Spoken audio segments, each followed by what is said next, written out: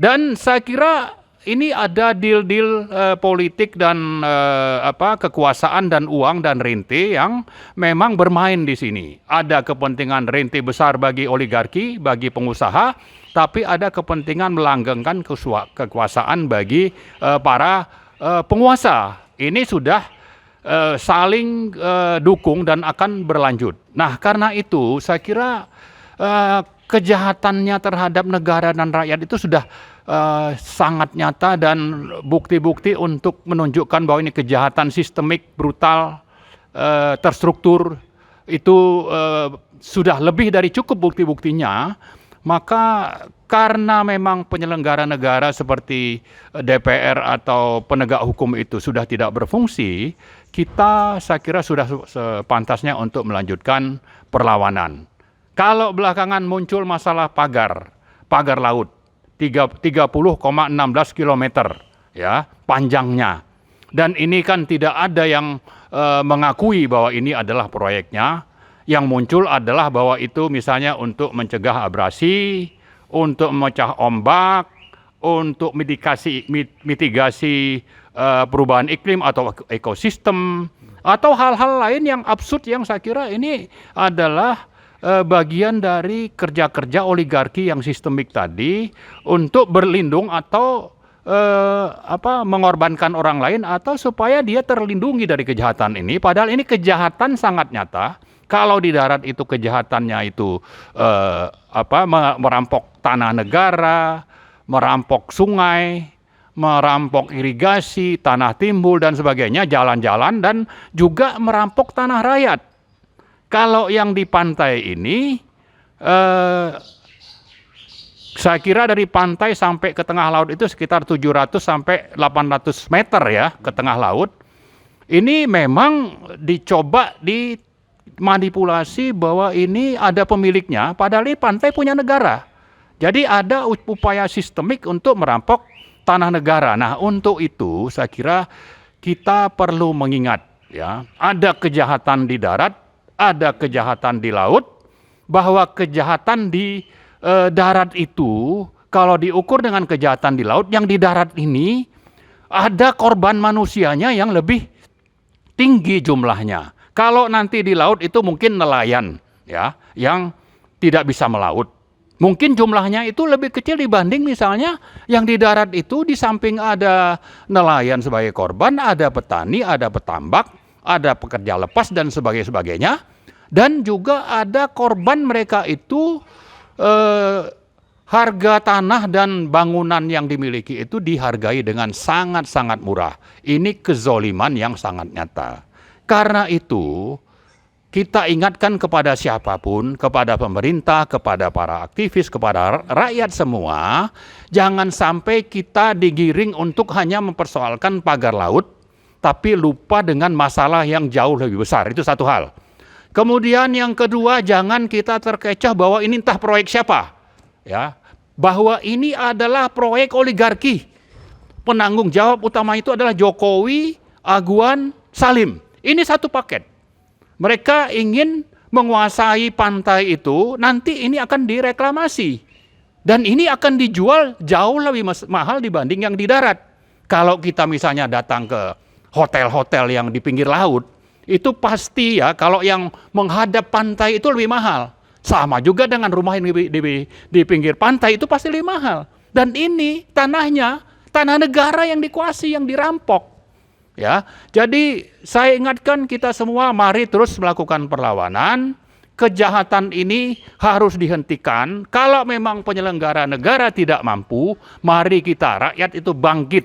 Tanggal 8 hanya awal, kita akan lanjutkan terus aksi-aksi. Dan sambil kita mengingatkan yang namanya DPR, ya, Pak Prabowo itu Presiden RI sekarang, jangan cuma omon-omon, ya. Ini fakta di lapangan, korban itu yang mati sudah banyak, yang kehilangan pekerjaan itu sudah puluhan ribu.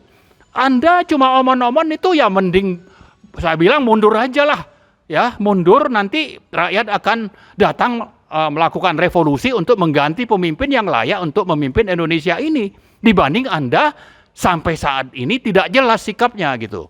Ya, itu mungkin ekstrimnya saya bicara seperti itu, tapi bisa saja ada cara yang Anda sedang lakukan. Yang penting jangan sampai Anda takluk kepada Jokowi, Aguan, Salim dan konglomerat lain yang akan terus mencaplok tanah-tanah negara dan rakyat dengan cara zolim yang sudah berlangsung bertahun-tahun selama pemerintahan Jokowi, dan ini harus segera diakhiri. Dan kami sekali lagi mengajak kita semua untuk terus melawan, dan di sisi lain kami mengingatkan DPR, partai-partai, atau siapapun yang terkait dalam proyek ini, termasuk juga dari DPR, itu untuk segera berbuat.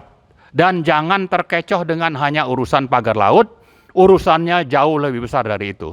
Saya kira itu saja. Terima kasih. Assalamualaikum warahmatullahi wabarakatuh. Terima kasih Pak Maulana, kita dengar sangat lengkap apa yang disampaikan beliau.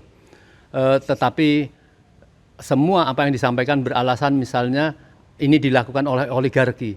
Faktanya di lapangan kita menemui rakyat di daerah sana, kita tanya siapa yang mematok-patok ini.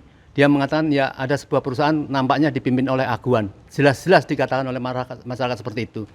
Dan apabila ini bukan hanya tertuju di sana, Pak Marwan tadi menyebut memang ternyata model-model seperti ini tidak hanya di sana. Tadi disebutkan ada di Bekasi, ada di mana-mana, nanti kita akan paparkan. Oleh karenanya apapun sebagian rakyat juga sudah memberikan apresiasi lah kepada KKP yang katanya disuruh oleh Presiden Prabowo untuk segera menindak itu. Maka sebaiknya harus segera dilakukan tindakan-tindakan itu untuk memuaskan rakyat, terutama tidak ingin konglomerat yang selama ini telah menjajah rakyat sedemikian jauh tidak diberikan sanksi apa-apa. Cuma kemudian dihilangkan pagarnya, tidak diberi sanksi apa-apa. Ini yang harus dilakukan apabila ingin memenuhi kehendak rakyat dan tentunya untuk kemerdekaan negeri kita. Kami lanjut minta Pak Narko memberikan sikap tenang. Ya. Bismillahirrahmanirrahim. Assalamualaikum warahmatullahi wabarakatuh. Bapak-bapak, ibu, saudara-saudara sekalian sebangsa setanah air. Barusan kita mendengarkan keterangan dari Pak Marwan Batubara masalah PIK 2 PSN. Yang kemarin kita melakukan kegiatan menyampaikan aspirasi di lapangan. Pada kesempatan ini saya mungkin melanjutkan apa yang disampaikan oleh Pak Marwan Batubara tadi. Yang pertama saya sampaikan, ini proyek tinggalannya era Jokowi. Dan kita semua sudah tahu saat ini presiden adalah Prabowo.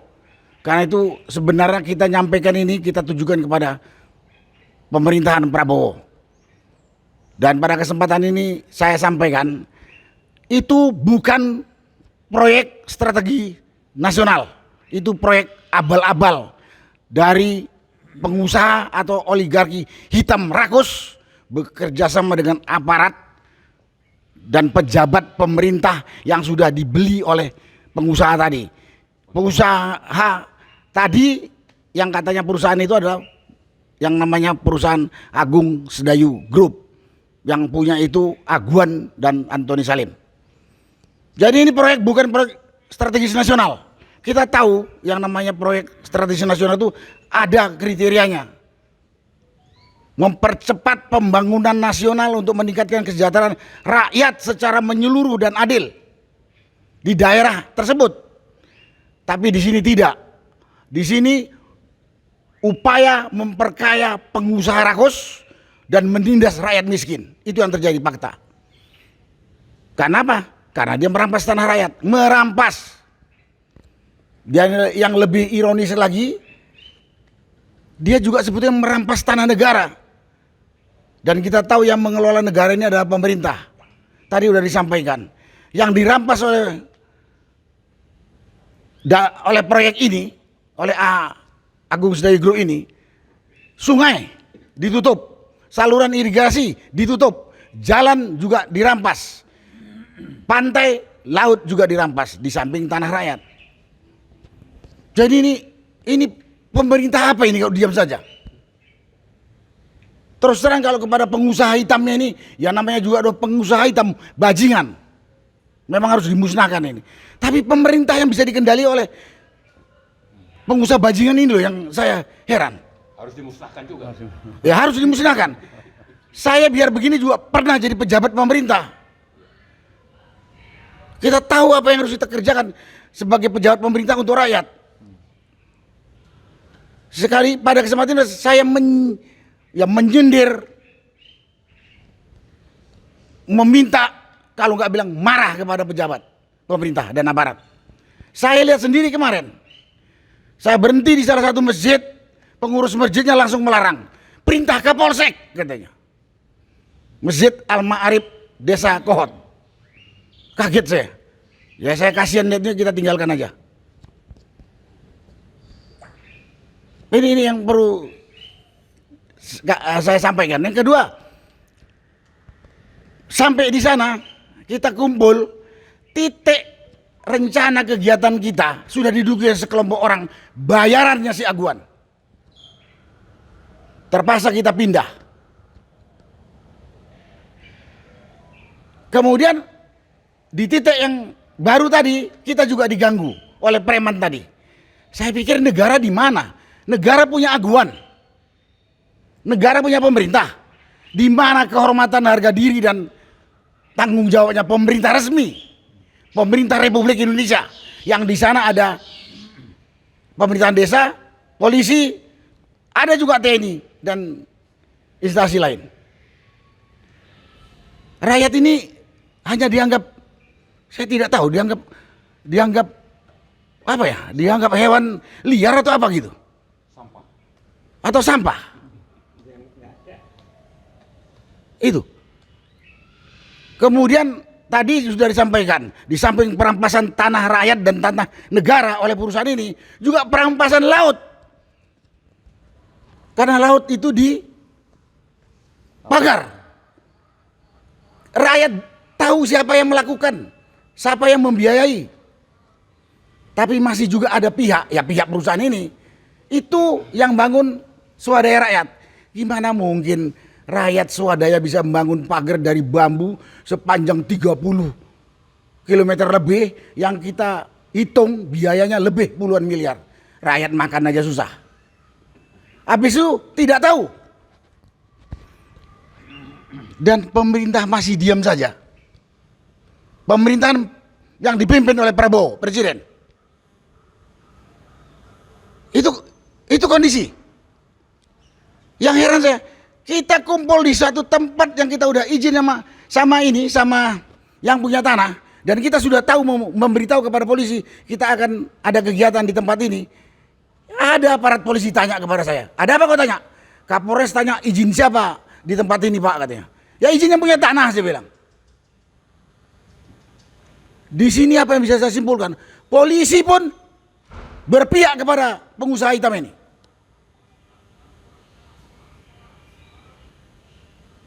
Ada kelompok yang mau mengganggu, ya cuman di maju mundurkan saja sama polisi. Padahal polisi bisa menindak orang yang mengganggu orang lain yang tidak melakukan kegiatan yang melanggar hukum. Dari situ terlihat sekali. Terakhir setelah kegiatan ini, kemarin saya dengar kepala desa bagi-bagi beras kepada rakyat di tempat itu. Katanya beras dari Aguan. Inilah aparat desa, bukan bela desanya, dia bela rakyatnya, tapi dia bela perampas lahan rakyatnya. Dan banyak lagi, kalau saya cerita sini panjang lagi. Kemudian pagar laut, itu satu kesatuan dengan yang di darat. Itu tanah negara, dipagari. Yang kita sudah dengar, kira-kira ini akan direklamasi. Ya dugaan kita akan direklamasi. Nanti untuk daerah, ya mungkin dia punya resort lah, supaya rakyat makin terpuruk. Karena itu kalau saya ngomong sekarang ini, di mana aparat pemerintah, baik yang ada di pusat, di provinsi, di daerah sampai di desa, ada penindasan kepada rakyat, penindasan biadab. Bayangkan aja, ada tanah yang belum dibayar sudah diuruk. Ada yang baru dibayar separuh udah diuruk. Ada yang belum dibayar tapi Surat tanahnya udah diambil. Itu terjadi di sana. Kan lebih biadab dari penjajah ini. Kalau saya baca sejarah kira-kira lebih biadab dari penjajah Belanda dulu waktu menjajah Indonesia itu. Dengan kita punya pemerintahan sendiri. Loh, apa artinya kita merdeka 17 Agustus dulu?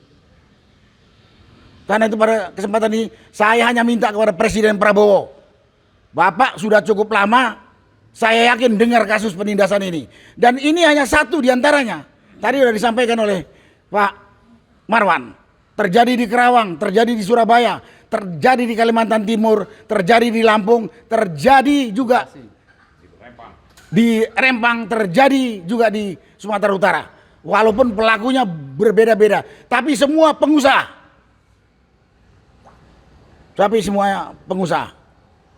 Saya hanya menuntut pertanggungjawaban. Saya bekas pejabat, jadi saya tahu apa tugas pokok pejabat. Saya juga tidak baik jadi pejabat, tapi saya tidak pernah merampas, menginjak-injak atau mengemis kepada rakyat. Karena dia yang harus kita bantu. Tapi faktanya sekarang, rakyat yang sudah kehilangan tempat tinggal, kehilangan pekerjaan, dan lain sebagainya, terlunta-lunta di 8 kecamatan itu. Karena itu, dan juga kepada pengusaha, Anda itu manusia pakai hati, mau kaya kayalah kau, tapi jangan merampas orang miskin punya. Orang miskin itu harusnya kamu tolong.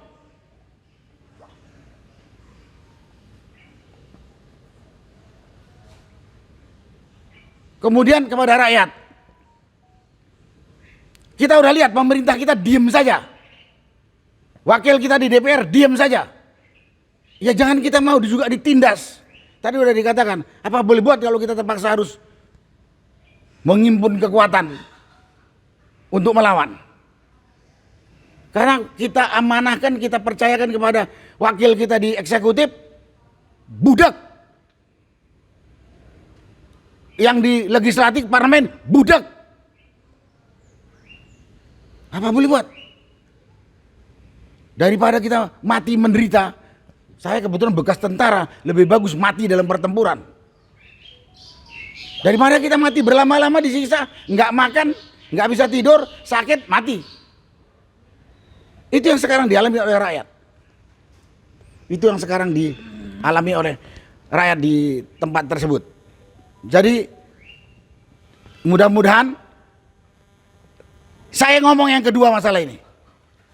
Setelah ini didengar. Di mana pemerintah lebih-lebih pejabat yang mengeluarkan keputusan PIK 2 itu adalah proyek strategis nasional. Dalam hal ini adalah Menko Perekonomian. Coba ini Pak Menko yang namanya Airlangga Hartarto turun ke lapangan. Walaupun saya tahu kalau Bapak itu anak orang kaya yang gak pernah di kampung, lihat sekarang rakyat di kampung. Seperti apa menderitanya mereka. Oh, tadi ada lupa kepada pengusaha. Kepada pengusaha rakus ini, ASG, Aguan CS, ini negeri-negeri bersama. Jangan bikin tentara sendiri.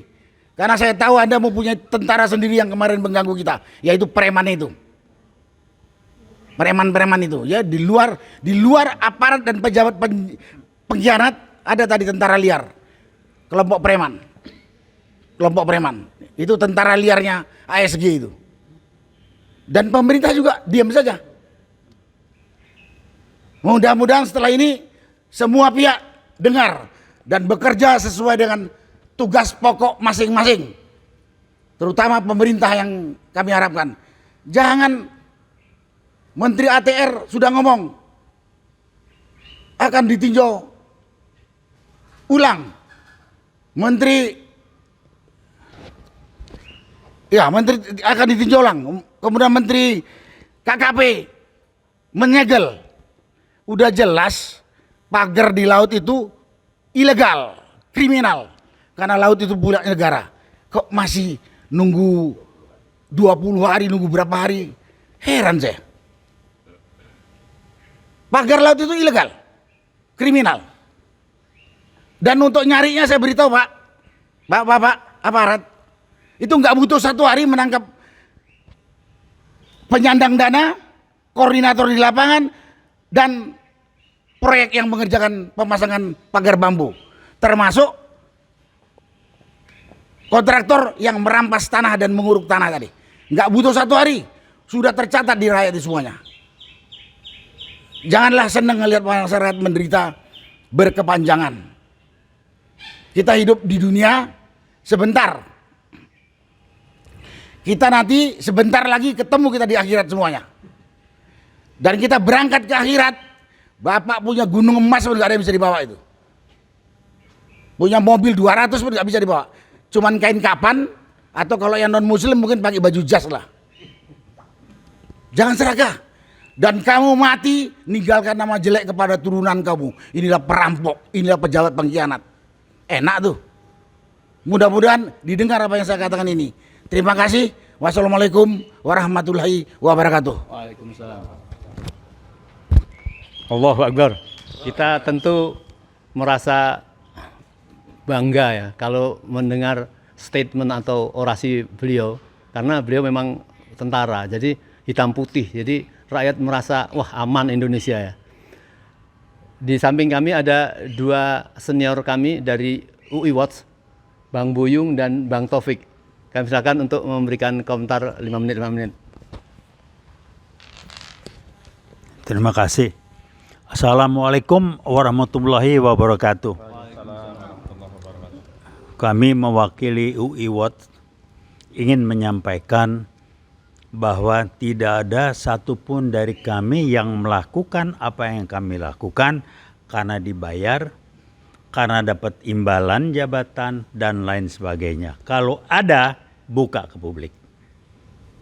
Kita nggak ada. Terus ditanya, ngapain lu ikut gitu-gituan? Dapat apa? Itu pertanyaan biasa. Saya mengatakan, kita ingin melakukan ini dan kita melakukan ini karena keyakinan kita adanya ketidakbenaran, ketidakadilan, kezoliman terhadap bangsa dan negara sebagai wujud nyata dari permainan PKI gaya baru di mana Jokowi adalah ujung tombaknya. Orang boleh ketawa sambil nanya mana PKI-nya? Karena otak Anda adalah otak yang baru mampu melihat kalau sudah kelihatan. PKI gaya baru tidak tampil ke permukaan, tapi barangnya jelas, contoh jelas, Jokowi adalah PKI gaya baru. Ini hasil kerja dari Jokowi. Nah, apa yang harus dilakukan? Pak Prabowo sebagai pemerintah yang baru kena tugas kewajiban cuci piring. Dan kami amat sangat menyarankan jangan terlalu menggunakan aturan-aturan tata krama yang normal karena kita menghadapi krisis, dan untuk itu perlu dibentuk tim yang langsung bisa mengambil keputusan. Karena kalau menunggu membenahi di instansi pemerintah terkait, kita butuh waktu tahunan. Itu sudah dirusak oleh Jokowi selama 10 tahun.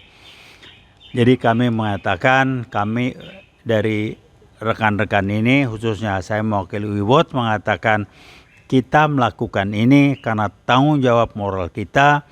Kita sudah meyakini dan membuktikan, kembali mengingatkan, inilah wujud nyata dari PKI gaya baru dengan ujung tombaknya yang namanya Joko Widodo, merusak bangsa dan negara, memecah belah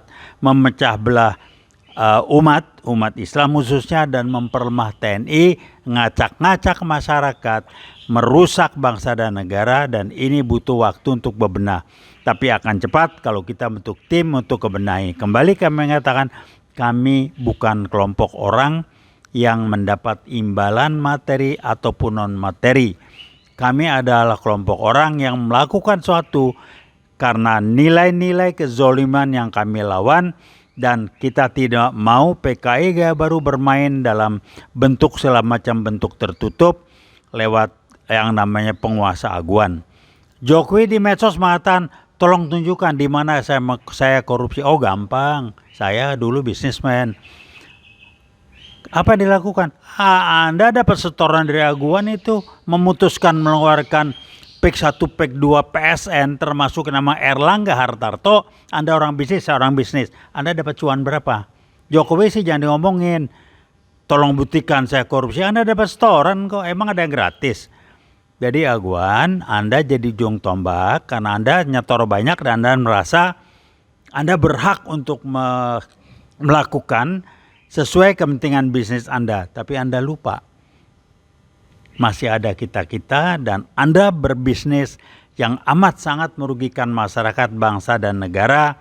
Dan kebetulan Anda gabungan dengan orang-orang yang membuka pintu untuk PKI Gaya Baru bergerak dan buka pintu untuk dari Cina daratan masuk ke Indonesia, invasi teritorial. Saya ingatkan kepada rekan-rekan, jangan diam-diam aja, apalagi yang nanya ngapain lo ikut begituan, dapat apa lo ini. Ini kelompok orang yang tidak punya tanggung jawab, tidak punya rasa, baru bergerak kalau kakinya keinjak. Tapi kalau orang lain yang kena, dia nggak pusing. Kami bukan kelompok orang seperti itu. Kami melakukan yang terbaik yang bisa kami lakukan. Hasilnya lillahi ta'ala. Kita akan bergerak terus dan kita tidak akan pernah berhenti. Terima kasih. Wassalamualaikum warahmatullahi wabarakatuh. Waalaikumsalam warahmatullahi wabarakatuh. Bang Buyung, lanjut. Assalamualaikum warahmatullahi wabarakatuh. Saya hanya ingin menambahkan sedikit yang bikin kepala saya pusing begitu ya. Saya lihat Jokowi ini dalam memimpin 10 tahun itu sangat-sangat menghancurkan republik ini. Negara dijual, negara digadaikan, ya. Dan ada yang lebih parah lagi, kekuasaan diwariskan ke anaknya. Hutang yang harus bayar itu adalah rakyat. Mau dibawa kemana nih negeri? Saya berharap Prabowo sebagai penguasa jangan sampai tidak mempunyai kekuasaan lagi akibat permainan taipan-taipan ini. Saya rasa demikian, terima kasih.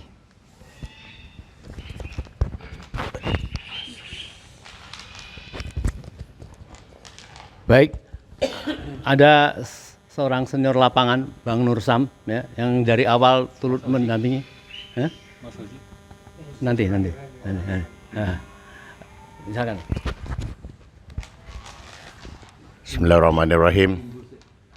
Assalamualaikum warahmatullahi wabarakatuh. Saudara sebangsa dan setanah air, ada beberapa senior yang sudah berbicara, esensinya, substansinya jelas-jelas adalah PIK 2 dan PSN. Ini adalah semua diprakarsai oleh Presiden Jokowi yang lalu. Termasuk adalah Erlangga Hartarto yang melegalisir apa yang terjadi sekarang di PIK 2 dengan PSN. Jadi jelas, saya tidak uraikan satu persatu. Jelas di sini adalah harus segera negara harus turun melihat rakyatnya yang terdolimi, yang tertindas. Apa yang dilakukan tadi semuanya bukti-bukti sudah ada. Kelakuan yang dilakukan oleh para aparat-aparat yang dibawa, baik sipil maupun aparat keamanan yang lain, termasuk polisi dan lain-lain sebagainya. Itu sudah menyalahi semua aturan-aturan yang ada. Jadi saya kira tidak ada lain adalah segera Presiden Prabowo melihat bangsanya ini, negaranya ini hancur-hancuran. Kerusakan yang dibuat oleh Jokowi ini 10 tahun, selama 10 tahun dia berkuasa, belum tentu kita bisa memperbaiki normal sampai 100 tahun. Karena seluruh sendi-sendi apa yang terjadi dalam negara ini sudah dirusak oleh kebijakan Jokowi. Olehnya itu harapan kita kepada Bapak Presiden Prabowo segera mengambil langkah-langkah. Rakyat Indonesia ingin melihat janji daripada Prabowo. Berpihak kepada Prabowo, berpihak kepada masyarakat rakyat. Ya, artinya ciri khas, jati diri, kepemimpinan beliau yang kita tunggu, yang tidak pernah kita ragukan. Nah sekarang kalau ini yang tidak terjadi, apa kata orang hanya cuma omon-omon. Jangan tunggu rakyat turun untuk mengadili kedoliman-kedoliman yang dilakukan oleh para pelaku-pelaku negara ini. Jadi saya kira Bapak Presiden dengan sangat rendah hati segera mengambil langkah-langkah. Jangan biarkan mereka ini menderita di bawah. Mau makan, mencari nafkah, ekonomi sudah terpuruk itu. Jadi kita tunggu kebijakan langkah-langkah Bapak Prabowo. Kalau saya 20 hari itu terlalu lama diberikan waktu untuk pembubaran perubuhan daripada pagar itu tuh. Apa yang dikatakan beliau tadi itu, Bapak Jenderal Sunarko, 1 hari itu selesai. Semua pelakunya, kemudian yang memotori, yang memerintahkan itu perusahaan yang memerintahkan itu 1 hari itu kita bisa tangkap itu mereka itu. Kenapa harus 20 hari? Apa harus ditunggu rakyat yang menangkap mereka? Demikian saya kira, untuk itu harapan terakhir yang kepada Pak Presiden untuk mengambil kebijakan dan langkah-langkah yang strategis supaya ini bisa tuntas dan baik. Wassalamualaikum warahmatullahi wabarakatuh. Ada Bang Ismet, beliau salah satu aktivis yang tergabung di dalam Sapa Islam, dan beliau kemarin menjadi ketua panitia aksi, menjadi korlap aksi di PIK pada tanggal 8 Januari kemarin. Kami persilakan Pak Bang Ismet melaporkan. Bismillahirrahmanirrahim. Assalamualaikum warahmatullahi wabarakatuh. Saya pikir apa yang sudah disampaikan oleh para tokoh tadi merupakan bukti nyata bahwa PIK 2 itu merupakan kejahatan yang sangat luar biasa. Jadi bagi kita rakyat Indonesia, siapapun dia, maka harus dipahami bahwa PIK 2 yang berkedok PSN itu adalah sebuah kejahatan dalam skala negara, dan ini memanipulasi hukum. Jadi tidak ada kata lain bahwa ini sudah merupakan kejahatan yang luar biasa. Walaupun ada pihak-pihak dari pengacaranya Aguan dan siapapun yang mengatakan bahwa ini sesuai dengan aturan hukum, aturan negara, itu bohong semuanya. Ya. Siapa yang tidak percaya maka silakan datang ke lapangan, silakan debat publik sama para tokoh yang ada di sini.